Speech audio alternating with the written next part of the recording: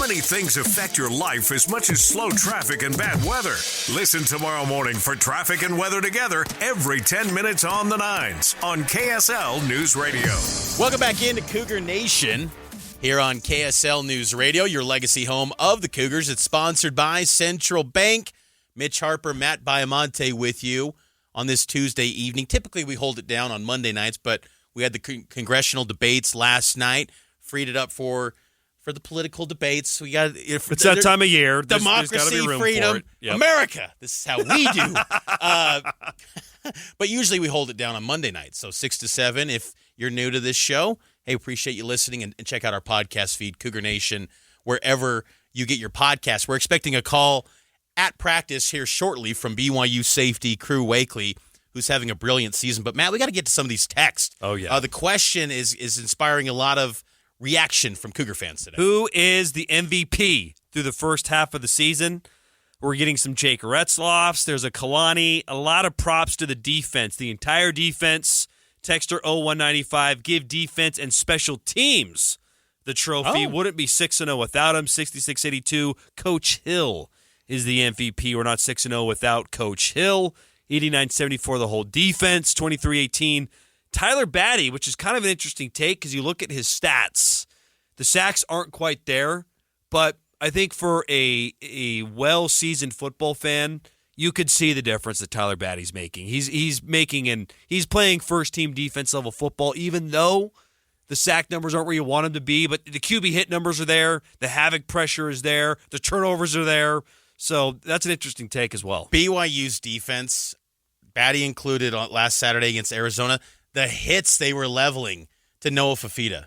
It was just a sight to behold. And Fafita, credit to him, that guy can scramble and get out of the pocket. He's one of the best to do it in the league. He was by far the best quarterback BYU's played this year, and it wasn't even close. Really? You think so? Better than Avery Johnson? Yes. Decisively better than Avery Johnson.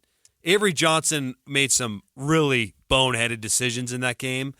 And Fafita made a couple bad decisions as well, but to me that was more so just the relentless pressure was forcing him to make those decisions. Avery Johnson, he did not look like the Big 12's best quarterback against BYU. Maybe I'm still just buying into the potential, but Fafita, he is legit. I mean, it's crazy to think Arizona's 3-3, but that's the Big 12. It's a balanced league where every week it's about a 3-point spread, and it's toss-up football, and you better bring your A game or else you're going to take an L. Texter 3324, offensive MVP has to be the entire O-line and the improvements they have made under TJ Woods. The offense always starts up front. Run and pass blocking have been much better. Defensive MVP has to be Crew Wakely. We're waiting on him. Jack Kelly and John Nilsson. The D has been solid, making big plays when needed. Special teams, trick plays. Parker Kingston has kick return and his throwing. Good stuff there. Another texter, 3296. My MVP so far is Darius Lassiter. Although he's had some drops, it seems to me that he's always there to provide the spark when you need it most. I'm not on board with that. Too many drops. I like Darius a lot, and I think he's a great number 2. To me, Chase Roberts is clearly the number 1. He's the most sure-handed wide receiver in the room. I love Darius where he's at. The drops, man. There's just too many drops. If you want to be an NFL wide receiver, you got to be making these catches. Like, has Chase dropped the ball all year? Like, I can't even think of a Chase Roberts drop. Maybe one. I feel like there was maybe one, but yeah, they're few and far between. So, look, that's not to say I don't like Darius Lassiter. Darius is playing good football. That Baylor game was off the charts. He was great. 8 catches, and 120. That move he made to kind of seal that Arizona game where he caught that little corner route and then shook the defender and got another 20 yards. Like, Darius is a good player. He's just, to me, he's not an MVP. I like this text from 3935, and I think all of Cougar Nation can agree. The MVP through midway point of the season for this texter, me, for sticking with them through years of woe. You know what, texter 3935, well said. You know, because it is sweeter as a fan when you've sat through 5-7, when you sat through years ago 4-9, when you sat through independence, when you were told, oh, you're only independent because no one likes you. And you sat through those Novembers when you're playing Savannah State and Wagner and New Mexico State. This is pretty sweet. And I think that's what's sweeter about this start this year. Low expectations, one, but nothing's holding BYU back. We're not talking about, well, BYU's got to have this SMU team do this, and this has got to happen. And no, just do your thing and take care of business, and the rest will play itself out. And then you're going to go play for a playoff, or you're going to go play for a Big 12 title.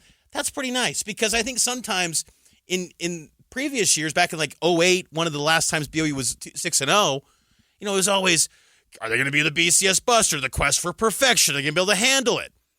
This is just a nice ride right now. And what's fun, too, is the nation's still not expecting much from BYU. Big Noon Kickoff rolls into town last Saturday. Joel Klatt and those guys in front of BYU fans and students are straight up saying the best team in the Big 12 is K-State. And I think one of them said Colorado.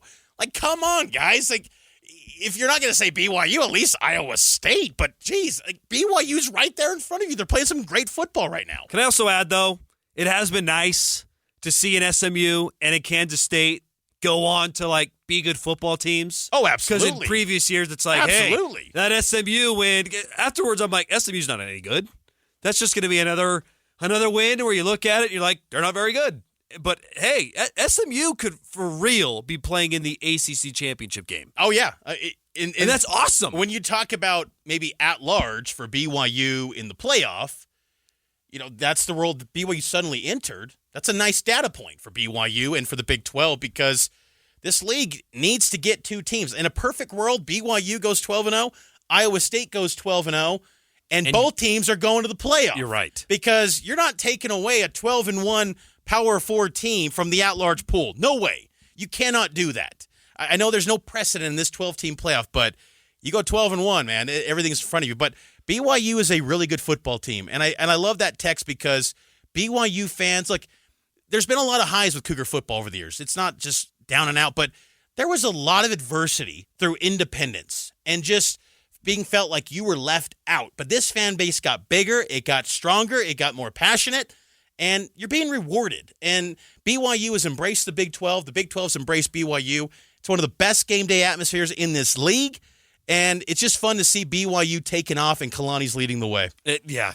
Well said. And, to kind of piggyback off that text for the fan, giving him a pat on the back for sticking with them through the years, I think this is why it's okay for BYU fans at this point of the season to let the fears go and enjoy the ride. Just start looking at flights to Arlington. No, well, stop worrying about, is Jay Hill going to get poached? No, just I'm not saying he couldn't, but just enjoy the ride. Just enjoy it. Don't worry about what's These seasons don't happen every day. No.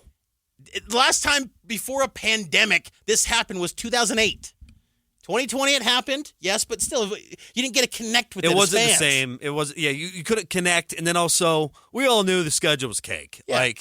Tip of the cap to them for dominating that schedule, but there was no SMU on their schedule. There was no Kansas State on that schedule. And that's what's impressive, too, about this 6-0 start. What Jake's doing and this whole BYU team, the great BYU quarterbacks, Zach Wilson, Max Hall, Mark Wilson, Robbie Bosco, Brandon Doman, those are the only guys that have gotten off to 6-0 starts. Yeah. And no one's had as tough of a slate as Jake Retzloff has in this 6-game stretch, and he's faced a lot of criticisms in the social media, radio, sports media, 24/7 cycle, unlike those guys. So pretty impressive stuff for BYU to just focus on the task at hand, keep getting better each week. Let's see them keep getting better this week and then the weeks to come. Taking a quick break. Cougar Nation, sponsored by Central Bank. Crew Wakely will be joining us momentarily.